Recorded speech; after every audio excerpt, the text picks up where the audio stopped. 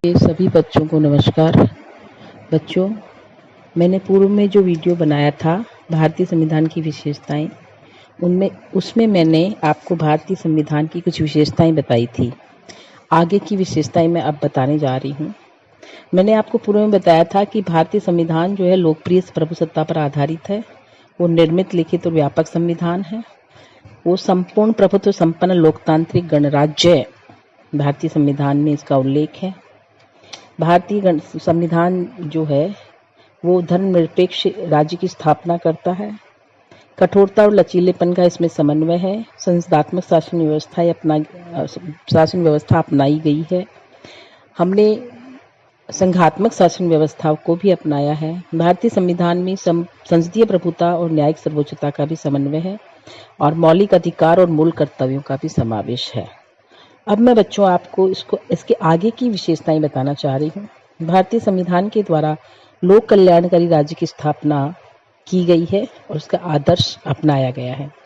संविधान में बच्चों आपको पता है कि हमारे संविधान में नीति निर्देशक तत्वों को शामिल किया गया है और नीति निर्देशक तत्व जो है उनको शामिल करने से ही ये स्पष्ट हो जाता है कि संविधान निर्माताओं द्वारा भारत के लिए एक आदर्श निश्चित किया गया था और वह आदर्श लोक कल्याणकारी राज्य की स्थापना। भारतीय संविधान निर्माता स्पष्ट रूप से चाहते थे कि भारत की केंद्रीय और राज्य सरकारें भारतीय नागरिकों को भोजन, वस्त्र, निवास, शिक्षा और स्वास्थ्य की अधिकाधिक सुविधाएं प्रदान करें, उनके जीवन स्तर को ऊंचा उठाए, उनके द्वारा अधिक से अधिक समय संभव सीमा तक आर्थिक समानता की स्थापना की जाए। केंद्रीय सरकार और राज्य सरकारें संविधान में निर्दिष्ट इस लक्ष्य को प्राप्त करने के लिए निरंतर प्रयत्नशील है। इस लक्ष्य की प्राप्ति के लिए हमारे यहाँ पे समाजवादी ढांचे को भी अपनाया गया है।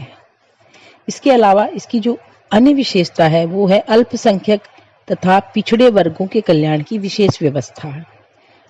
भारतीय संविधान जो है इसमें अल्पसंख्यक तथा पिछड़े वर्गों के लिए विशेष व्यवस्था की गई है।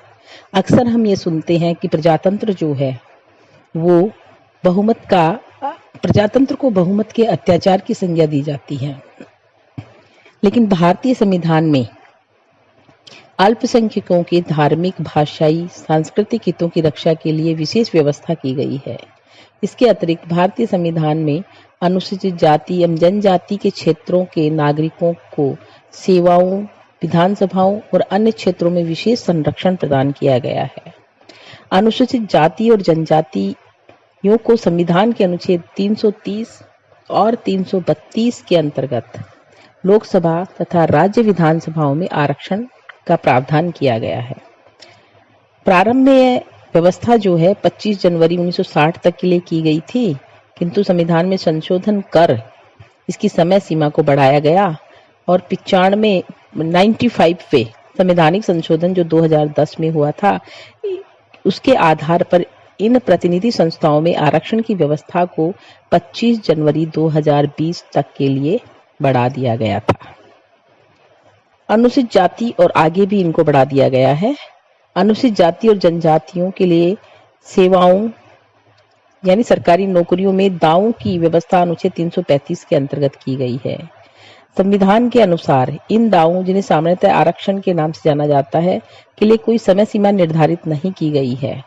पिछड़े वर्गों को भी आरक्षण प्रदान किया गया है। 27% आरक्षण पिछड़े वर्गों के लिए किया गया है।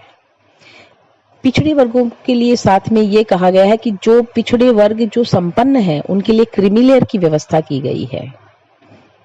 इसके अलावा सामाजिक समानता की स्थापना भी भारतीय संविधान का एक उद्देश्य है। सामान्यतः संविधानों के द्वारा अपने नागरिकों को राजनीतिक और कानूनी समानता पर ही बल दिया जाता रहा है, सामाजिक समानता पर नहीं। लेकिन भारतीय संविधान की विशेषता यह है कि संविधान जो है उसके द्वारा सामाजिक क्षेत्र में सभी नागरिकों को समानता के सिद्धांत का प्रतिपादन किया गया है। अनुच्छेद 17 में कहा गया है कि अस्पृश्यता का अंत किया जाता है और उसका किसी भी रूप में आचरण निषिद्ध किया जाता है। किसी भी रूप में अस्पृश्यता का आचरण विधि के अनुसार दंडनीय होगा। इस प्रकार हमारे भारतीय संविधान में समानता के आदर्श को स्थापित किया गया है। इसके अलावा भारतीय संविधान जो है विश्व शांति का समर्थक है। वसुधैव कुटुंबकम जो है हमारी संस्कृति का हिस्सा रहा है, भारतीय जीवन का हिस्सा रहा है और हमारे संविधान निर्माता भी इस आदर्श के प्रति इतने सचेष्ट थे। इस कारण संविधान के नीति निर्देशक तत्वों में भी कहा गया है कि राज्य अंतर्राष्ट्रीय शांति और सुरक्षा की उन्नति का और राष्ट्रों के बीच न्याय और सम्मान पूर्ण संबंधों को बनाए रखने का प्रबंध करेगा। व्यवहार में भी भारत राज्य द्वारा विश्व शांति बनाए रखने के लिए हर संभव चेष्टा की गई है। युद्ध केवल उसी समय किए गए हैं जबकि उनको भारत को आत्मरक्षा के लिए करना बहुत आवश्यक हो गया है, तभी भारत ने युद्ध किया है, अन्यथा भारत पूरी तरह से शांति स्थापित करने की कोशिश करता रहा है। भारतीय संविधान में राज्य के नीति निर्देशक तत्वों को भी शामिल किया गया है। भाग 4 में संविधान के 4था अध्याय जो है उसमें शासन संचालन के लिए मूलभूत सिद्धांतों का वर्णन किया गया है, जिन्हें हम राज्य के नीति निर्देशक तत्व कहते हैं। राज्य के नीति निर्देशक तत्व हमने आयरलैंड के संविधान से लिए हैं और 37वें अनुच्छेद में हम कहा है कि नीति निर्देशक तत्वों को किसी न्यायालय द्वारा बाध्यता न दी जा सकेगी, किंतु तो भी ये तत्व देश के शासन में मूलभूत है। यानी कि इन नीति निर्देशक तत्वों के द्वारा या राज्य सरकार जो भी नीति निर्धारण करेगी वो इन नीति निर्देशक तत्वों को केंद्र में रखकर करेगी। इसके अलावा स्वतंत्र न्यायपालिका, हमारे भारतीय संविधान में स्वतंत्र न्यायपालिका की व्यवस्था की गई है। हमारे यहाँ पे संघात्मक शासन प्रणाली अपनाई गई है और संघात्मक शासन प्रणाली का एक मूलभूत तत्व होता है वो है स्वतंत्र न्यायपालिका। न्यायपालिका जो है संविधान की व्याख्या और रक्षक होने के कारण उसका स्वतंत्र होना भी आवश्यक है। इसके अतिरिक्त संविधान द्वारा नागरिकों को दिए गए मौलिक अधिकारों की रक्षा करने के लिए भी न्यायपालिका की स्वतंत्रता बहुत आवश्यक है। न्यायपालिका की स्वतंत्रता के लिए संविधान ने अनेक विशेष व्यवस्थाएं भी की है, जिससे सर्वोच्च न्यायालय और उच्च न्यायालय के न्यायाधीशों की नियुक्ति राष्ट्रपति द्वारा की जाती है। न्यायाधीशों को पद की सुरक्षा प्राप्त होना, न्यायाधीशों के कार्यकाल में उनके वेतन में कमी न होना और न्यायाधीशों के आचरण पर व्यवस्थापिका द्वारा विचार न कर सकना आदि। इस प्रकार स्वतंत्र न्यायपालिका हमारी न्यायपालिका स्वतंत्र है और पिछले कई सालों से न्यायपालिका अपनी स्वतंत्रता का अनेक बार परिचय भी दे चुकी है। इसके अलावा हमारे यहाँ सांप्रदायिक प्रतिनिधित्व प्रणाली का अंत हो चुका है और वयस्क मताधिकार का प्रारंभ हो चुका है। तो 1909 में के कानून के द्वारा हमारे यहाँ पे सांप्रदायिक प्रतिनिधित्व प्रणाली को लागू किया गया था, लेकिन उसके बाद उसको समाप्त कर दिया गया। नवीन संविधान के अंतर्गत सांप्रदायिक प्रतिनिधित्व का अंत कर वयस्क मताधिकार के आधार पर संयुक्त प्रतिनिधित्व की पद्धति को अपनाया गया है। करोड़ों व्यक्तियों को एक साथ मताधिकार प्रदान कर संविधान सभा का निश्चित रूप से एक साहसिक कार्य था।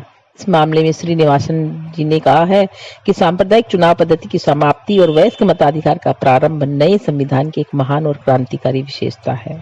इसके अलावा भारतीय संविधान हमें इकहरी नागरिकता प्रदान करता है। जैसे अमेरिका में दोहरी नागरिकता है, जैसे अमेरिका का जो नागरिक है वो वाशिंगटन का रहने वाला है तो उसको एक तो वाशिंगटन की नागरिकता मिलेगी, दूसरी अमेरिका की नागरिकता मिलेगी।